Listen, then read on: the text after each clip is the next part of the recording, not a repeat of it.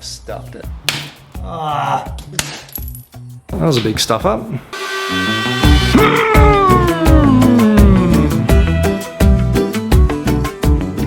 And we're into it. Now in this video, you're going to see me try and turn this old bathroom mirror that you're seeing on the screen into a beautiful bathroom mirror that you can't keep your eyes off. This mirror comes from my bathroom. I'm trying to completely renovate all by myself, doing everything, including making mirrors, vanities, tiling, all that. And you might say, oh cool, why do I care? And I would say fair enough, but you should care because I have absolutely no idea what I'm doing. So if you're someone that's wondering if it's possible for a mere mortal to renovate a bathroom and make cool things like this, click subscribe. Now all you've seen me doing so far is removing the mirror from its frame, which you'd think would be a pretty easy job. Let's play that back. Oh, you're joking. Ah, well, that's not a good start. Approximately 3 minutes into the build and I've stuffed it. Fantastic. Actually, maybe I think I've got an idea how I can fix it. Now, this isn't my first time working with mirrors or breaking mirrors, so I have a bit of experience with trying to cut mirrors down to length, which is what you see me doing now. Essentially, you take something sharp and score a line on the glass. I just use this thing here, but a glass cutter would be better. Once you've got your line there, it just requires a bit of force downwards and it should crack perfectly. It's been so much easier if I break it in the first place. Now, this might be a good stage to tell you that I'm not an expert. I've absolutely no idea what I'm doing. And every time I've tried this technique in the past, it hasn't worked. That didn't work at all. Now, the last time I worked with mirrors, not only did I make this exact same mistake, I also managed to scratch every single one of the mirrors I made. So I guess what I'm saying is, so far, the mirrors have come out on top, but you need to stick around to the end to see if I can overcome these mirrors and win the battle. And to do that, I'm going to buy a mirror and start on the frame.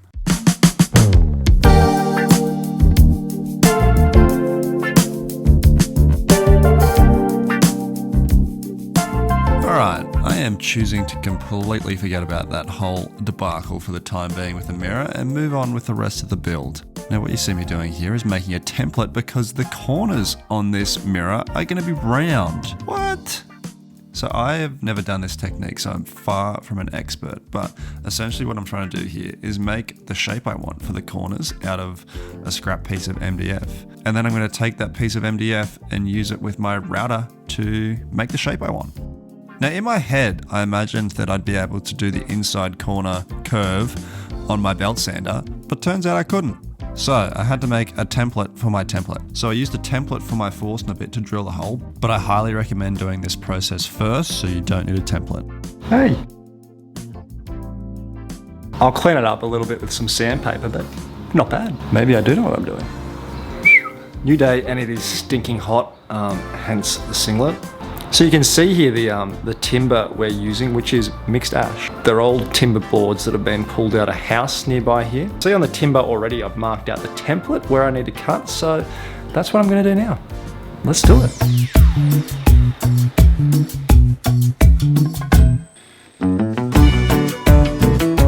So once I had the rough shape cut out, I used my table saw to get all the straight lines on there.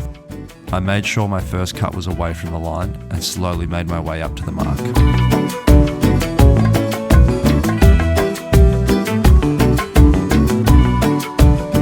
Now, cutting out the inside portion proved to be a little bit finicky. I had to make a plunge cut with my track saw. I then finished off the straight bit of the cut with the Japanese push-pull saw before finally roughly cutting out the curved sections with my jigsaw. Me quedo aquí contigo y nunca te voy a dejar. Todas las pesadillas ya se van. Ya nada pasará. Alright, what are we doing? I've just cut out the rough shape of the round bit of our mirror. And now what I've done is I've stuck the template that we made earlier on to the timber there, just using double-sided tape. Like you can see there. The idea now is I'm going to run it through my router table with this bit here, and then I'm going to use my flush trim bit. And then I should get the shape of the template. Where's my template? Where's my template? on there. Never done this before, so I don't know if the technique I'm using is going to work, but fingers crossed. Yeah.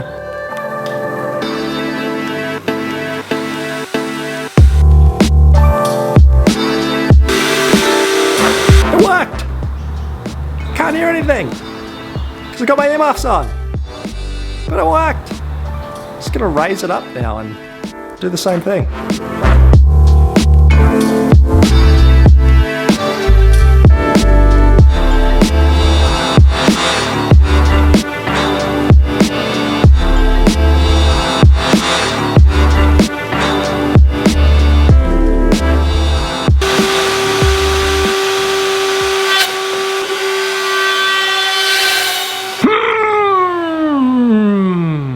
Pretty hard to fix that.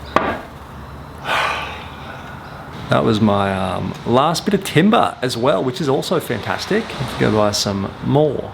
Definitely just took way too big a pass with that router bit. Didn't even think about it. Oh well. Now, sometimes I'm the type of person that thinks it has to be the right way or the highway, has to be done right, no shortcuts, but this wasn't one of those days. So rather than going out and buying more timber and redoing everything I'd done so far, I just thought, stuff it, I'm gonna chuck epoxy in there and see how it looks. So that's what I'm doing here. I guess I'm kind of lucky because the timber I'm using is recycled hardwood, meaning that it's literally timber that's been pulled out of an old house. So it's already full of nail holes and knot holes, and it's got massive chunks out of it. So there's already a fair bit of epoxy on there to fill those imperfections, which means that I can kind of get away with this and it's not going to be a horrible glaring mistake that everyone looks at and goes, ah! But I guess you can be your own judge of that, so make sure you stick around to see the final product and leave me a comment and let me know whether I was an idiot and I should have bought more timber, or whether you think I got away with it. With that little stuff up in the past, I got the rest of the shaping and templating done and I was ready for glue up. I must admit, as a woodworker who's only been doing it for a couple of years, I feel like an absolute wanker when I pull out my domino. Is it a completely necessary tool? Absolutely not. Could I have invested the money that I spent on it in about 100 other tools? Yeah, probably could have. Does it make things a little bit faster, stronger, and be happy every time I use it?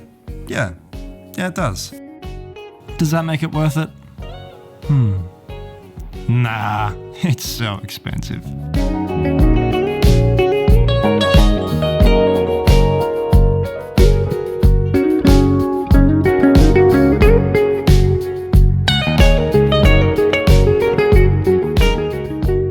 Now, partway through the glue up, I noticed a slight mistake that I made earlier on in the process where I'd cut my stretches too thin, which meant that the templated bit didn't match up perfectly, and you can see that right there.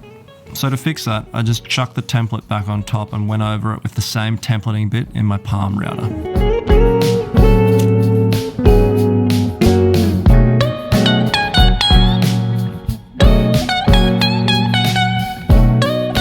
The next step took me back to the router table where I was using a rabbiting bit to make a rabbet, obviously. By rabbet, I mean a groove on the back of the mirror that'll be big enough for the actual mirror, the shiny reflecty bit where you see your face, can be incorporated into the design.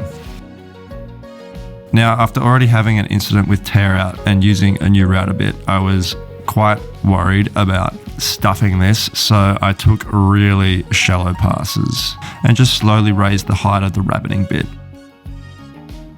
I don't know if it's just me, but whenever I'm using a machine like this router table that could easily just slice my finger right off and cause a lot of damage, I constantly have a voice in my head saying, touch it, I dare you to touch it. And I don't know if it's just me or what's going on, but I obviously didn't touch it. Don't do that. So I guess what I'm saying is don't touch big sharp things that are spinning really fast that can take your finger off.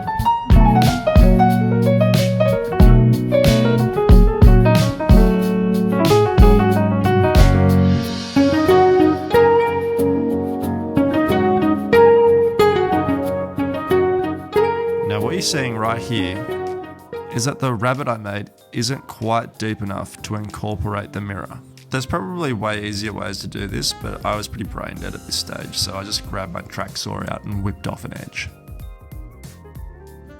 The last thing I had to do to make sure the frame could take the mirror was just straighten up these edges using a chisel. It was far from the prettiest job, but it got the job done. Now, one of the corners I needed to chisel out actually had a crack in it. And when I was trying to use the leverage of the chisel, it was forcing the crack apart even further, and I was worried it was going to break it. So I did a dodgy and I used my multi-tool. I was definitely in a let's just get this done frame of mind. So it didn't give the best results, but it's the back of the mirror, no one's going to see it. And it worked.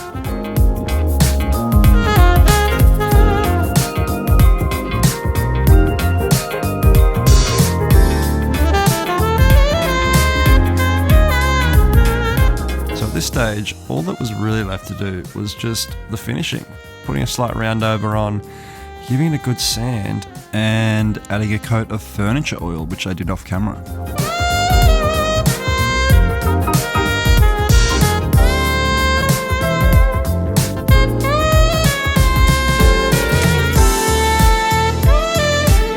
This stage was a little nerve-wracking because I just spent more money than I'd planned to on my mirror because of my stuff up earlier on, and I wasn't exactly sure that it would fit. But it did. How good. Maybe I'm not so bad at this stuff after all. Now, this backing board is 9mm MDF, which I cut off screen, and it was a snug fit, but I managed to muscle it in there. To secure the backing board in place, I decided to try a new product, these Glazier pins, but I would not recommend them. They really struggled going into the hardwood. Maybe if you're using some pine or some softer wood, they'd get the job done, but for this purpose they just got mangled and I ended up using some screws instead. I popped a Z-clip on the back to hang it, and with that, I was pretty much done and ready for the reveal. Hold up. I have a slight confession to make. Secret time, I guess. The build hasn't gone as smoothly as I've shown it. There's been a lot of frustration, mainly stemming from the fact that the mirror you saw me putting in wasn't the second mirror, it was actually the third mirror I'd bought. Yeah, it's a lot of money. I hate mirrors. I'll show you what happened. So this is the second mirror I bought, and this is me scratching the mirror. Let's play that sound one more time. So yeah, pretty hard to avoid seeing that when you're checking yourself out in the mirror. Out of desperation, I tried some Google certified methods, including buffing it with some toothpaste. Oh my god. Still a scratch. Smells good, but minty fresh. And some clear nail polish, but it obviously didn't do anything. I hate mirrors. I guess all there is to do now is see the final product, and you can judge who came out on top.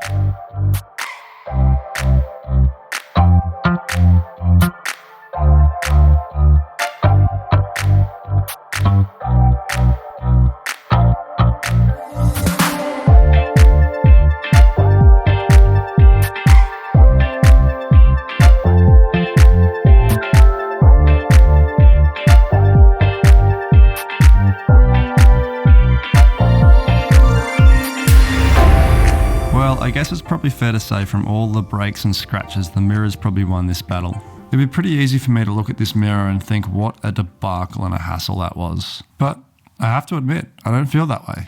I guess there's just something about making something for yourself that despite all the troubles and the stuff-ups, at the end of it, even though it's not perfect, it didn't go the way you thought it would. It's not how you thought it would look. I just look at it and I feel happy. I feel proud. So who knows?